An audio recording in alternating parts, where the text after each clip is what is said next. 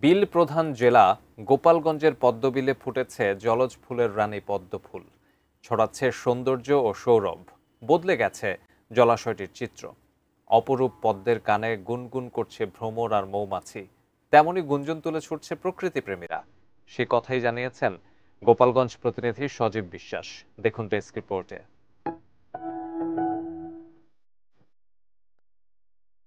গোপালগঞ্জ জেলায় অসংখ্য পদ্মবিল, অন্যতম সদর উপজেলার বলাকৈর বিল জেলা সদর থেকে মাত্র 12 কিলোমিটারের দূর।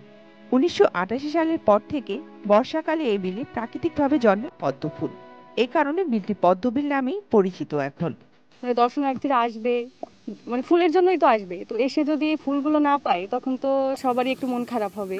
এখানে আসছিলাম শুনে সুন্দর জায়গা এবং পরিবেশ অনেক ভালো, সব মিলায় খুবই অসাধারণ। অ্যান্টিব্যাকটেরিয়াল অ্যাডিটিভ যুক্ত সেরা ওয়াটার ট্যাঙ্ক বিশুদ্ধ পানিতে ব্যাকটেরিয়া জন্মাতে দেয় না।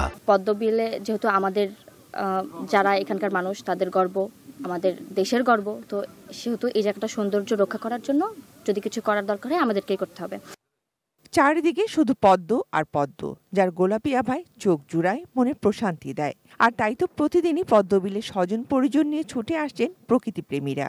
তারা নৌকায় ভেসে মিশে যান সুন্দর সুরভিত সুন্দরের দেশে। প্রথমবার যখন আসছি তখন এখানে ফুল আর অনেক বেশি ছিল, এবার ফুলের সংখ্যা অনেক কম।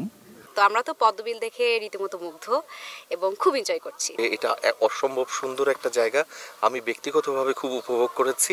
ফুলের শোভায় আর মানুষজনের আনাগোনায় খুশি বিলপাড়ের মানুষেরাও। নৌকায় তাদের ঘুরিয়ে পদ্মবিলের সৌন্দর্য দেখিয়ে তারা বাড়তি কিছু আয়ের মুখ দেখেন এই মৌসুমে।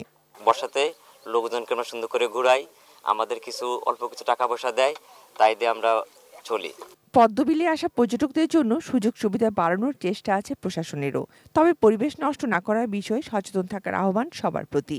এটি যেহেতু মাত্র 2 থেকে 3 মাস এখানে থাকে, এটা যদি আমরা অন্য দর্শনার্থীদের জন্য অথবা আমাদেরই পরবর্তী প্রজন্মের জন্য উপযোগী রাখতে চাই, অবশ্যই ফুল ছেঁড়া, ময়লা ফেলা অথবা পলিথিন এখানে যত্রতত্র ফেলে দেওয়া, সেটা থেকে বিরত থাকতে হবে।